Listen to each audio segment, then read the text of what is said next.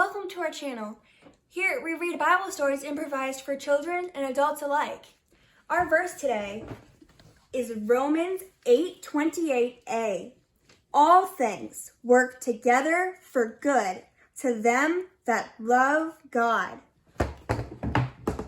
Our story today is titled More Dreams. For 2 long years, Joseph lay in prison. Then it was Pharaoh's turn to dream. He dreamt that he stood at the riverside. From the river where they had been drinking, he saw 7 cows walking up, and they were fat and healthy, and they went to feed in a meadow. Then 7 other cattle came from the river, but these were thin and scraggly looking. They went to stand alongside the other cows. The 7 thin cattle ate up the 7 fat ones. Pharaoh woke up in fright. Then he fell asleep again and dreamt once more. This time he saw 7 plump ears of wheat on a stalk. Then 7 thin and miserable ears came up, scorched by the east wind. The 7 thin ears ate up the 7 plump ears. Pharaoh was puzzled. He called together all his wise men and all the magicians in Egypt, but none of them could explain his dreams to him. Then suddenly the butler remembered Joseph and the way he had told the meanings of the dreams he and the baker had dreamt in prison. So Joseph was brought to Pharaoh, and again, with God's help, he explained the dreams, which both meant the same. The 7 fat cows and the 7 plump wheat ears were 7 good years. The 7 lean cows and the 7 thin wheat ears were 7 bad years.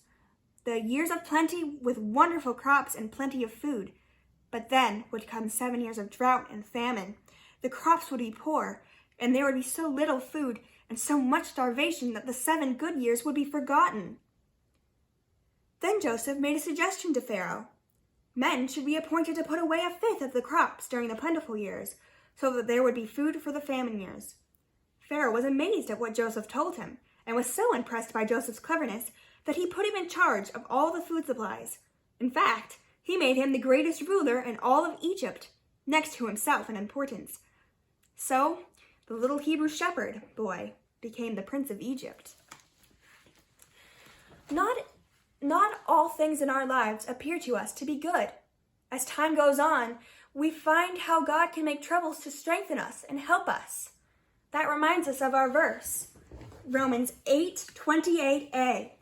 All things work together for good to them that love God. People in the Old Testament didn't have as much of the scriptures as we have today. So sometimes God gave men dreams to help them know what to do. As you now know, God gave Pharaoh 2 dreams, and he also gave Joseph the ability to understand the meaning of the dreams. In the end, God rewarded Joseph for his faithful obedience by making him second only to Pharaoh. Today, we have the complete Word of God, the Bible, and we need to study and memorize what he has given us.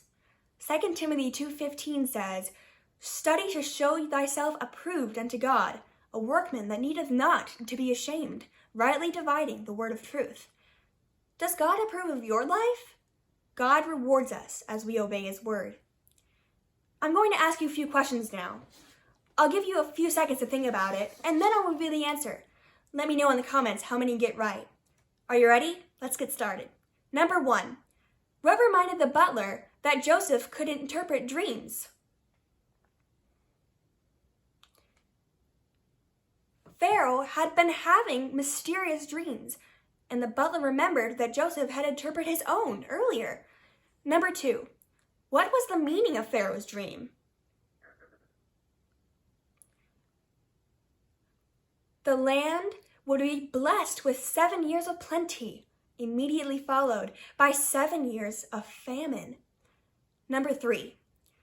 What suggestion did Joseph make to Pharaoh?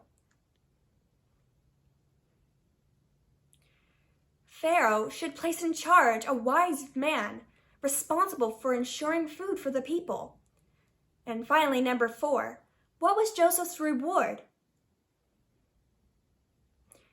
Joseph was made a great ruler in Egypt. Let's repeat our verse one more time. Romans 8:28a. all things work together for good to them that love God. Thank you for joining us on our Bible reading journey. I hope you can join us next time as we continue our story called The Dream That Came True.